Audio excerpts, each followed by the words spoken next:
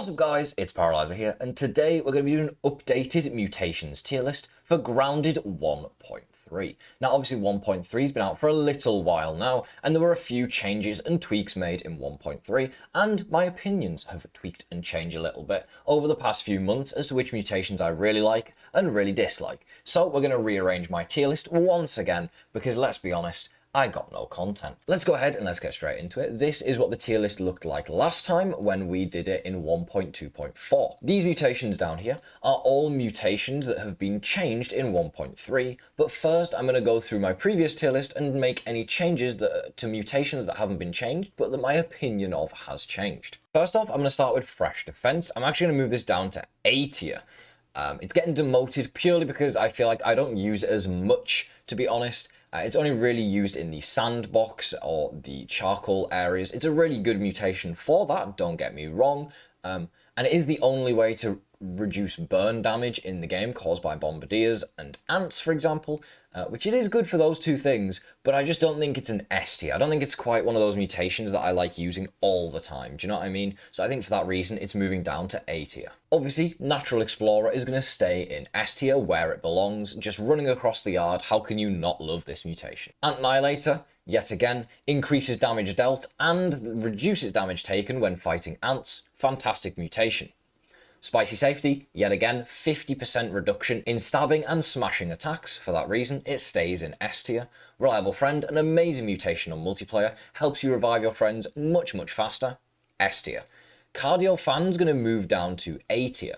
Now the reason for this actually isn't anything to do with Cardio Fan, it's because another mutation got massively buffed, making it an even better stamina mutation, so for that reason Cardio Fan has to come down a tier to accommodate for that. Dissection Expert and Rascal Rogue both stay in S tier for the increased loot drops which they give. Then Hauling Hero stays in S. It's a fantastic mutation if you're trying to build bases or move a lot of stuff at once. Moving down to A tier, Guard Dog is in here. I'm actually going to move it up to S tier. Guard Dog's really useful. It helps not only in the Java-matic, not only in the mixers, but also in base defenses and waft emitter raids. And I find myself doing a lot of waft emitter raids, especially now with the changes in 1.3, because they massively help you get gold cards, as you can farm a lot of different creatures with them now that you couldn't before. So for that reason, it's getting bumped up to S tier. Mithridatism can stay in A. It helps reduce poison damage. It's a very good mutation. Shocking Dismissal, again, it can stay in A very good mutation that makes you do a lot more damage. Not perfect, relatively easy to get though, and a very good mutation. The slight problem here is that all the robots are immune to shock damage, which means Shocking Dismissal doesn't work against them. Blade Master, another very good mutation. I'm going to keep it in A tier. Obviously only works with swords, but it is a fantastic mutation nonetheless. Next we have Mom Jeans. I'm going to demote this one all the way to C tier. I don't know why I put it in A tier. It increases poison damage and spawns in little spiderlings, which is cool, but it's not really worth it, to be completely honest. I'm going to move it down to C tier, give it a massive demotion. I just can't see why I put it in A tier before, to be honest. Assassin stays in A tier for the increased bleed that it gives. It does a lot of damage, and it's a very good mutation. Bardic Inspiration is very good once the Wasp Queen is beaten. You can use bows, and it gives you a 25% chance to get a bunch of extra buffs. A very good mutation if you're able to switch between the crossbow and other weapons in your inventory very quickly. Coup de Grace up next, stays in B tier with only the 5% proc chance. It's not as good as it used to be, but it's still pretty decent. Grassmaster and Rock Cracker both stay in B tier. They're decent for farming resources, but that's about it.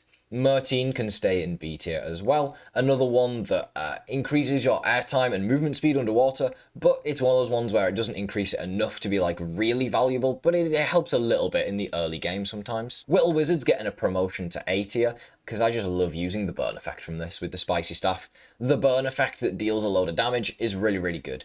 It's okay for the sour staff. It's not great for the mint staff, and then the mastery bonus is really good as well. So for that reason, I'm moving it up to A tier. It definitely deserves the credit that I haven't given it in the past by putting it in B tier. Corporate Kickback stays in B tier. 5% chance to proc just isn't quite enough. I'd rather they increase the proc chance and reduce the amount it heals, if I'm honest. Man-Serious Stranger stays in B. It does proc 2%, I think, now, which was changed in 1.2. but it's just not one of those ones I use. It's a good distraction tactic, but it's not one I'm a huge fan of. Trapper-Peeper remains in C. Those higher tiers are just way too hard to get. Truffle Tussle remains in C. The only use for this is breaking rocks when I have no bombs on me. Buff Lung stays in C. Just not a good stamina mutation. It's the worst of the three by far, although you could argue it is relatively easy to get, which is quite nice. Meat Shield's getting bumped up to a B, where it belongs.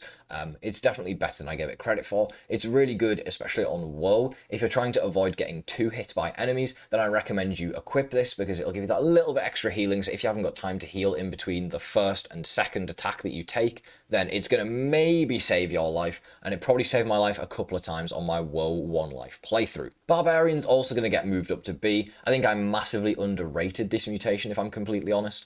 It is not great, don't get me wrong, but it's really good with the Salt Morningstar for taking on the Mantis. I really do like it for that situation. And it can also be good if you're fighting enemies which you maybe don't need to parry or aren't as good at parrying. So say something like you're going to farm the anthill, you could use this mutation because you don't really have to worry about dying to red ants, for example. It also works really, really well with the Pinchwhacker, which is something I don't think I mentioned before, but yeah, Pinchwhacker, Salt Morningstar, both really, really good for this weapon. And then finally into D tier, we have Daredevil, which is useless and rubbish and deserves to be there. We have Juicy, which is useless and rubbish and deserves to be there. We have Lil Fist, which is useless and rubbish and deserves to be there. And we have Smasher, which, shocker, is useless, rubbish, and deserves to be there. So all those mutations are staying in D tier. Now we move on to the new mutation, Battle Buddies. This mutation reduces friendly fire damage by 75%. Now, I've said when this first released that this mutation was terrible and that I would never use it and it's a horrible idea. I take it all back. This mutation is pretty good for one build, and one build in particular. Explosives. If you are using the Moldy Matriarch bomb, this mutation is very good for that specific build because it will stop you from bombing yourself. It's also good if you have evil friends that try to kill you all the time. For that reason, I'm going to put it in B tier. B tier because it's good for one build and one build only, but it is very good for that build. Speaking of that specific build, these next two mutations are also affected with it, so we'll go with these next. Spore Lord was massively buffed, quintupling the chance for one of its effect and doubling the chance for the other two, but they did put caps on it, but you can't really reach the caps anyway. I'm going to put this in C tier. This mutation is really good for long fights, and the problem is with the bomb, you don't get many fights that are long. You can't use it in the Infected Broodmother fight, and you can't use it in the Wasp Queen fight. So for those two fights, it's useless, meaning the only long fight it's good for is the Mantis, which I wouldn't use it for anyway, although you could if you wanted to, and I still don't think you'd get many stacks of buffs. Speaking of the bomb, I really wish there was a change to that, where when you get it to level 5 and there's a bunch of paths with other weapons, I wish there was paths with the bomb. For example, you could have the regular path like we have now. You could have a sticky path where it changes the bombs to be sticky bombs and they stick to whatever you throw them at. You could have a path maybe that's like proximity mines where you throw them on the ground, kind of similar to what the infected wolf spider does when it shoots out of its bum. And they just land on the ground, and anything that walks nearby it then explodes on. And then maybe a fourth mode that's like impact explosion, where when you throw it, as soon as it hits something, it instantly explodes. I think having multiple paths on this weapon would make it much, much better and much, much more worthwhile getting. But for this mutation, it's going to stay in C tier.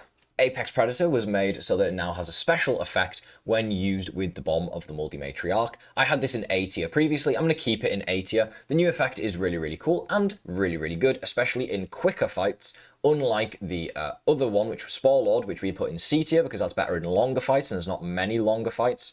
I'm going to put it in A tier because realistically, it is pretty good in those short fights. The effects it gives are really useful, including lifesteal. And yeah, I'm going to say it's pretty underrated if I'm completely honest. And then all the other obvious Apex Predator effects are also really, really good. So for that reason, we're going to stick it into A tier. Next up, we have Parry Master. Now, when I said I was moving Cardio Fan down, this was the mutation we were making way for.